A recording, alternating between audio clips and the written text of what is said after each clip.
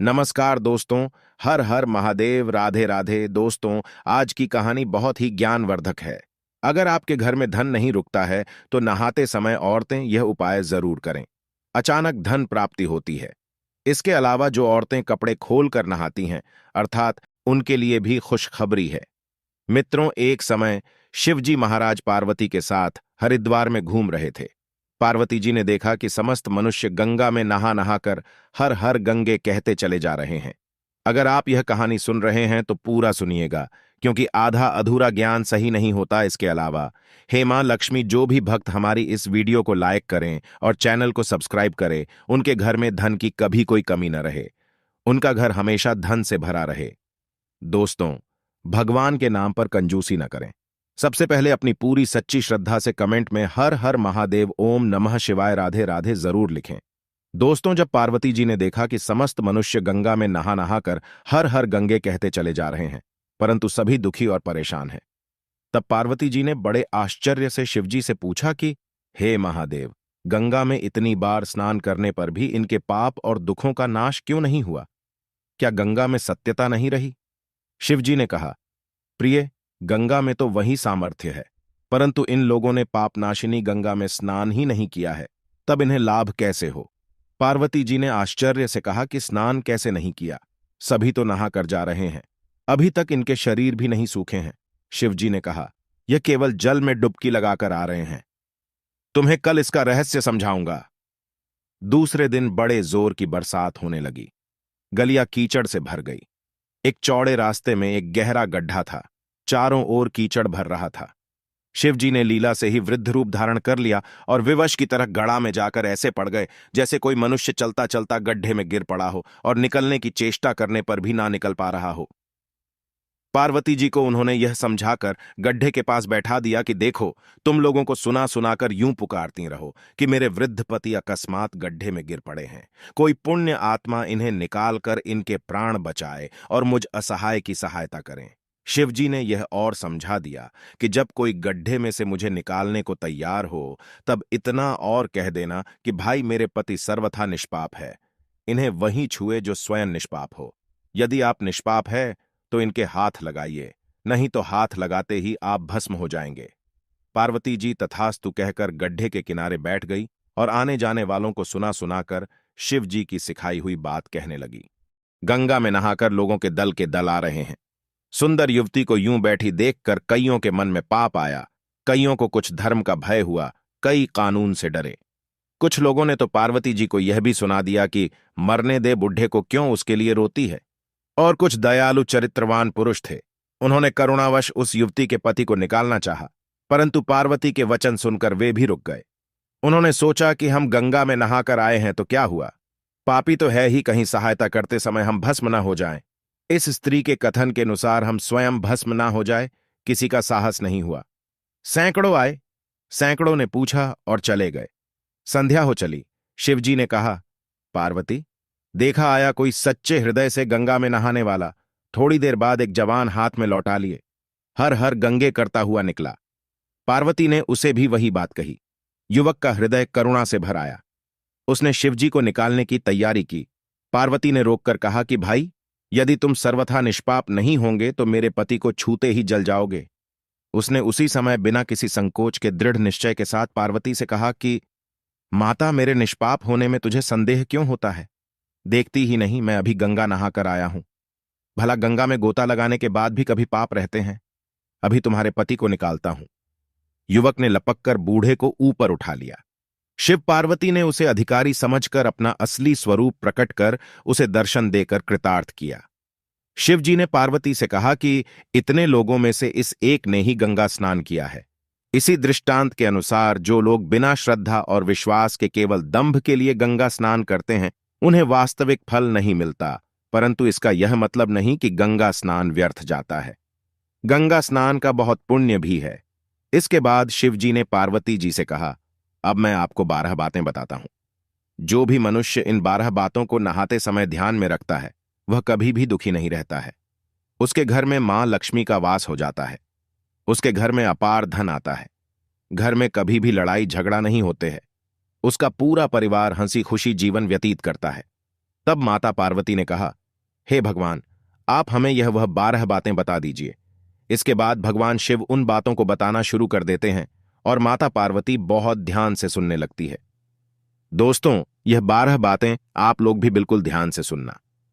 इसके बाद भगवान शिव कहते हैं, प्रिय, यह 12 बातें बताने के बाद मैं आपको एक बात और बताऊंगा जो औरतों के लिए है।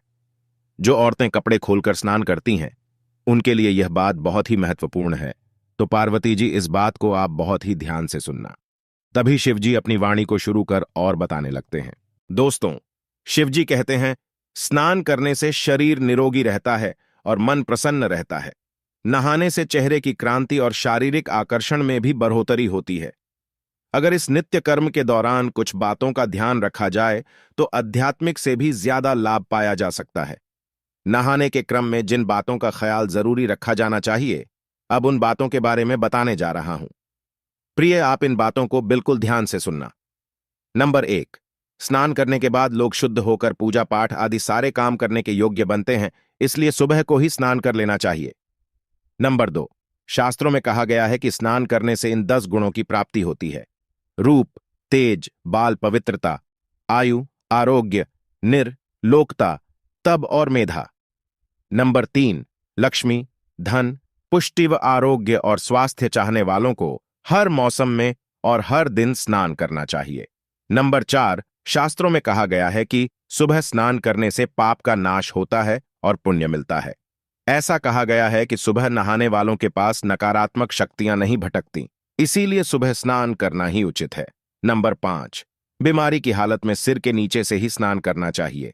गीले कपड़े से शरीर को पोंछ लेना एक तरह का स्नान ही कहा गया है। नंबर 6, सुबह की लालिमा छाने से पहले ही स्नान लेना श्रेष्ठ माना गया है। नंबर 7, तेल लगाकर और देह को मलमल कर नदी में नहाना मना है। इसकी जगह नदी से बाहर निकलकर तट पर ही शरीर साफ करके तब नदी में डुबकी लगाना उचित है। नंबर 8, जिन घाटों पर कपड़े धोए जाते हैं वहां का जल अपवित्र माना गया है, इसलिए वहां से कुछ दूर हटकर ही नहाना चाहिए। नंबर 9, नदी में 11 या 21 डुबकियां लगाना अच्छा बताया गया है। नंबर 10, पवित्र नदियों में कपड़े निचोड़ने की मनाही है।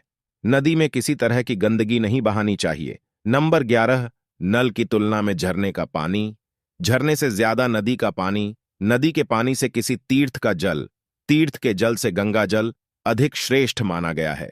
नंबर 12, गंगा माता का कथन है कि स्नान करते वक्त कोई चाहे जहां भी मेरा स्मरण करेगा, मैं वहां के जल में आ जाऊंगी।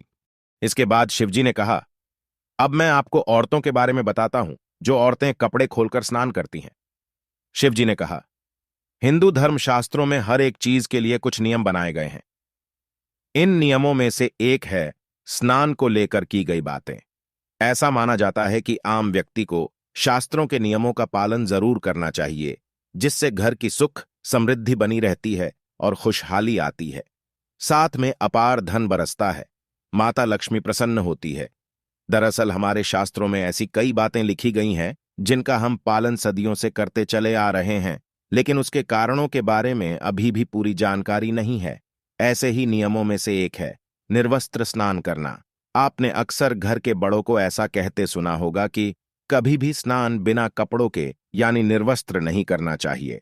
अगर हम पौराणिक कथाओं की बात करें तो निर्वस्त्र स्नान की मनाही का एक सबसे बड़ा कारण कृष्ण जी के समय से जुड़ा है। पौराणिक कथाओं के अनुसार एक बार जब गोपिकाएं सरोवर में स्नान कर रही थीं और वो निर्वस्त्र थी, उस समय बाल कृष्ण ने गोपियों के सभी वस्त्र छिपा दिए।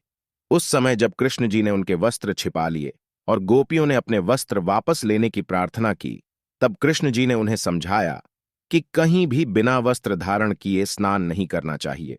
इससे जल के देवता वरुण का अपमान होता है, इसलिए आपको निर्वस्त्र स्नान न करने की सलाह दी जाती है। अगर आप नहाते समय यह सोचते हैं कि बंद कमरे में कोई आपको नहीं देख रहा है, तो ऐसा गलत है, क्योंकि ईश्वर आपको हर स्थान पर देखते हैं। यदि आप निर्वस्त्र होकर स्नान कर रहे हैं तो ये मुख्य रूप से जल के देवता वरुण का अपमान करने जैसा होता है। निर्वस्त्र स्नान से आपको पाप लग सकता है और आर्थिक और शारीरिक नुकसान पहुंच सकते हैं। यदि आप निर्वस्त्र स्नान करते हैं तो आपके शरीर में नकारात्मक ऊर्जा प्रवेश करती है और आपकी मानसिकता भी नकारात्मक हो सकती है। इसलिए हमेशा आपको यही सलाह दी जाती है कि भले ही आप नहाते समय कोई एक कपड़ा धारण करें, लेकिन बिना कपड़ों के स्नान न करें, तभी आपके लिए बेहतर होगा। निर्वस्त्र स्नान से शरीर की सकारात्मक ऊर्जा शरीर से बाहर निकल सकती है और इसका प्रभाव आपके शरीर के साथ मन मस्तिष्क में भी होता है। गरुड़ पुराण के अनुसार जब आप स्नान करते हैं, तब आपके पितृ यानी मृत पूर्वज आपके आसपास मौजूद होते हैं। यदि आप निर्वस्त्र स्नान करते हैं, तो आपको पितृ दोष लग सकता है। ऐसे स्नान करने से आपके पितरों को तृप्ति नहीं मिलती है और ये घर में पितृदोष का कारण बन सकता है और ये वस्त्रों से गिरने वाले जल को ग्रहण करते हैं, जिनसे उनकी तृप्ति होती है। निर्वस्त्र स्नान करने से पितर अतिरिक्त नाराज होते हैं, जिनसे व्यक्ति का तेज बल, धन और सुख नष्ट होता है। इसलिए कभी भी निर्वस्त्र होकर स्नान नहीं करना चाहिए। पुराणों के अनुसार नहाने वाला पानी पूर्वजों के हिस्से जाता है और निर्वस्त्र होकर नहाने से इसे पितरों के समक्ष बिना कपड़ों के नहाना माना जाता है। शास्त्रों में ऐसी मान्यता है कि यदि कोई निर्वस्त्र स्नान करता है तो माता लक्ष्मी उससे रूठ सकती है। इससे आपकी कुंडली में धन हानि के योग बन सकते हैं और आपकी आर्थिक स्थिति खराब हो सकती है। इन्हीं कारणों से आपको निर्वस्त्र स्नान न करने की सलाह दी जाती है और शास्त्रों में भी इस बात की मनाही है। दोस्तों, हमारा यह चैनल प्राचीन आस्थाओं पर आधारित है। अगर आप भी इन आस्थाओं में विश्वास रखते हैं तो इस चैनल को अभी सब्सक्राइब करें, जिससे आपको हमारी आने वाली समस्त जानकारी आपको प्राप्त हो सके। और वीडियो को लाइक करें, शेयर करें और हर हर महादेव लिखना ना भूलें। धन्यवाद।